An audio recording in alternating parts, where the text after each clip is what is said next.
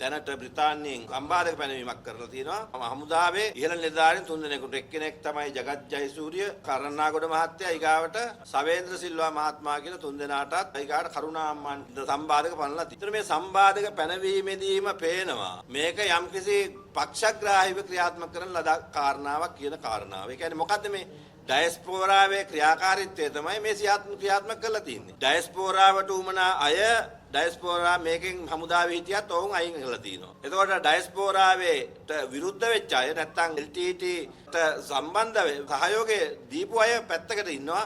LTT එකට විරුද්ධව තනිකරම සටන දියත් කරපු අයට සම්බාධක පැනවීමක් සිද්ධ කරලා තියෙනවා. ඒ වගේ හිටපු ජනාධිපති මහින්ද රාජපක්ෂ මහත්තයා කියනවා ඒගොල්ලෝ නෙමෙයි මම තමයි මේක ක්‍රියාත්මක කරේ. සන්නද්ධාංශ සේනාධිනායක ජනාධිපති දෙන ඕඩරේ ක්‍රියාත්මක කිරීමේ ක්‍රියාත්මක කිරීමේ කාර්යභාරය තියෙන හමුදා නිලධාරීන්. ඒතර හමුදා නිලධාරීන් ක්‍රියාත්මක කරේ. එතකොට අපි කියන්නේ අදාළ පුද්ගලයා පැත්තකින් ඉඳි ඒ පුද්ගලයා කියන මම තමයි මේකට අණ දුන්නේ. ඒතකොට එතුමා අණ දුන්නයි කියලා කියද්දි වෙන කීප දෙනෙක් අරගෙන සම්බාධක පනවන්නේ මොකද්ද හේතුව? ඒ කියන්නේ ඩයස්පෝරාව තරහපු පුද්ගලයෝ තමයි මේගොල්ලෝ. මොකද්ද සවේන්ද්‍ර සිල්වා මහත්තයයි අනිත් එක ජගත් ජයසූරිය මහත්තයයි අනිත් එක කරණාගොඩ මහත්තයා. කරණාගොඩ මහත්තයා මීට පෙරත් ආවා. ඔය කියන බ්‍රිතාන්‍යයෙන් අපි අහනවා අපේ රටේ යුද්ධයක් තිබුණා. ඒ රටේ යුද්ධ තියෙනකොට පිල්ගම් බෙහෙරේ එක රාත්‍රියක් එළි වෙනකොට මුළු ගමක් කපලා කැටි ගහලා දැම්මා. කියන්නේ කැටි ගහලා දාලා මන්න වලින් කපලා කඩු වලින් කපලා දරුවෝ අම්මලා බඩ දරුවෝ අම්මලා බඩේ හිටපු දරුවෝ එළියට අරගෙන කපලා තිබුණා. මේ වගේ ඊගාර භික්ෂුන් වහන්සේලා අනන්තලාවේ විශාල භික්ෂුන් වහන්සේලා යුද්ධයට ගියපු භික්ෂුන් වහන්සේලා නෙමෙයිනේ වෙපන් අරන් ගියේ නෑනේ. උන්වහන්සේලා 39 නමක්ද කොහෙද ඒ වෙලාවේ ඝාතනය කළා. එතකොට කැබිති ගොල්ලාවේ බෝම්බේ අහිංසක මිනිස්සු දෙයිවල බෝම්බ පිපිරීම ලංකා පුරාම එදා සම්පූර්ණ මාලිගාවේ බෝම්බ පිපිරීම මිනිස්සු අහිංසක මිනිස්සු මරා දැමීම විශාල ප්‍රමාණයක් එවක මේ යුද්ධය පවතින වෙලාවේදී ඔය LTT එකෙන් ඒ ත්‍රස්තවාදී සංවිධානයේ විසිර විශාල ඝාතනයක් ම්ලේච්ඡ ඝාතන කරා.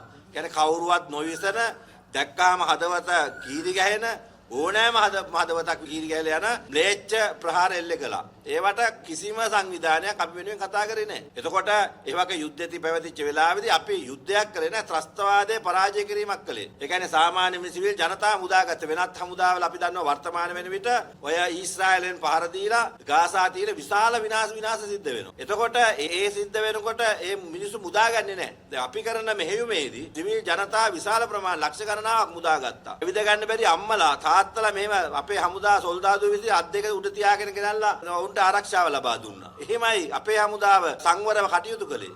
ඒ කියන්නේ හමුදා විනය අනුව කටයුතු සිද්ධ කරපු හමුදාවක් අපිට හිටියා. එතකොට මේ හමුදාව සිද්ධ කරනකොට ඒ හමුදාව එච්චර සාධාරණ විදියට මානුෂික විදියට මෙහෙයුමක් සිද්ධ කරලා රටේ සියලු ජනතාවට නිදහස ජීවත් වෙන වාතාවරණය හැදුවා. එතකොට අද වැඩියෙන්ම දෙමළ ජනතාව තමයි මේකේ භුක්ති විඳින්නේ. මේකේ නිදහස භුක්ති විඳින්නේ වැඩි ප්‍රමාණයක් දෙමළ ජනතාව. මොකද සිංහල ජනතාව මේ ප්‍රදේශයේ විදියට මෙහෙම බෝම්බ පුරන විතරයිනේ. නමුත් යාපනයේ ඇතුළු උතුරු නැගෙනහිර හිටපු දෙමළ ජනතාව දිවාරයක් නැතුව බයෙන් හිටියේ. මොකද දෙපැත්ත යුද්ධෙ තියෙන නිසා. ඒ මිනිසුන්ට සාධාරණත්වය ලබා දීලා මානුෂික මෙහෙයුමක් තමයි සිද්ධ කළේ. මානුෂික මෙහෙයුම කළා ත්‍රස්තවාදී නායකයා පවා සම්පූර්ණයෙන්ම අයින් කළා දැම්ම මේ රටේ. එතකොට ඒ දනිපනි ගහලා යන්තම් අපි ගොඩ ආවා. ඒ ගොඩ එනකොට ගොඩ ආවා අපි යන්තම් දනිපනි ගහලා අපේ හැකියාව අනුව අපිට කිසිම සංවිධානයක් හෝ රටක් අපිට සහයෝගය දුන්නේ නැහැ ඒ වෙලාවේ. දැන් අද මොකද වෙලා තියෙන්නේ? යන්තම් මේ දනිපනි ගහලා ගොඩනගාගත් රට සිංහල දෙමළ මුස්ලිම් සියලු ජනතාව නිදහස ජීවත් වෙන රට මේ රටේ දැන් මෙච්චර වාතාවරණයක් තීදි මේ කොහෙවත් යන සම්බාධකයක් පනවලා අපේ රටේ ඉන හමුදා රණවිරුවෝ මේ මිනිස්සු සාමාන්‍ය රණවිරුවෝ නිසා අද මිනිස්සු පාරට බෑලා යන්නේ කතා බහ කරන්නේ සංගීතයක් ගන්නනේ කොල්ලෙක් විනෝද වෙන්නේ හැමදේම කරන්නේ මේ රණවිරුවෝ නිසා. ඒතකොට ඔවුන් දංගෙඩියට යවන්නත් ඔවුන්ට සම්බාධක පනවන්නත් කටයුතු කරනවා නම් වර්තමාන ආණ්ඩුවේකට වග කියන්න ඕනේ. ඒ නිසා වර්තමාන ආණ්ඩුව මේ වෙනකොට අපි ආන්නේ මොනවද ගත්ත ක්‍රියාමාර්ග. ඒ නිසා කරුණා කරලා මේ වෙනතුරු දැන් ඒවා එතකොට අපිට අසාධාරණයක් කරනකොට අපිව ම්ලේච්ඡ ඝාතන වලට සිද්ධ කරනකොට කුරිරු ප්‍රහාර වලට අපිව සිද්ධ කරනකොට කවුරුවත් ඔය ජාත්‍යන්තර සංවිධාන කතා කරේ නැහැ.